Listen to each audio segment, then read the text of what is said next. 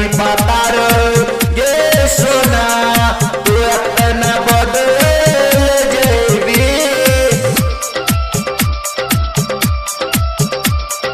DJ Santosh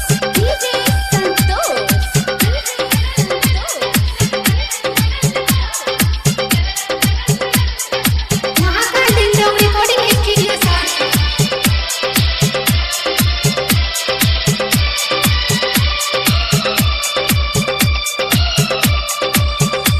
नहीं पातार हो गे सोना तू हमरा जला देबे। नहीं पातार नहीं पातार हो गे सोना तू हमरा जला देबे। नहीं पातार हो गे सोना तू हमरा जला देबे। छोरी हमरा के ससुर तू जाय कर ला देबे। नहीं पातार हो गे सोना तू अतना बदल गेले। नहीं पातार हो गे सोना तू अतना बदल जेबी।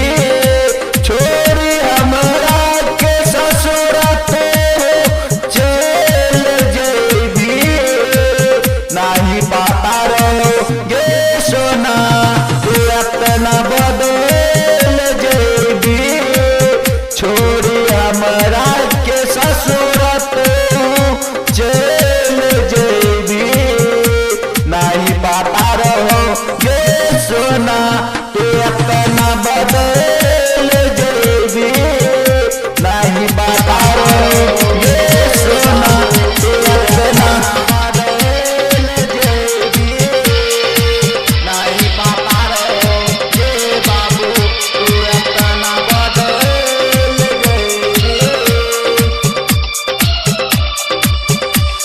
नहीं पातार हो गे बाबू तू अतना बदल जेबी। नहीं पातार हो गे बाबू तू अतना बदल जेबी। छोरी हमरा के ससुरा तो चल जेबी। नहीं पातार हो गे बाबू तू अतना बदल जेबी। नहीं पातार हो गे बाबू तू अतना बदल जेबी। नहीं पातार हो गे बाबू तू अतना बदल जेबी। छोरी हमरा के ससुरा तो चल जेबी। नहीं पातार हो गे बाबू तू अतना बदल महाकाल डिंडोम रिकॉर्डिंग स्टूडियो डीजे संतोष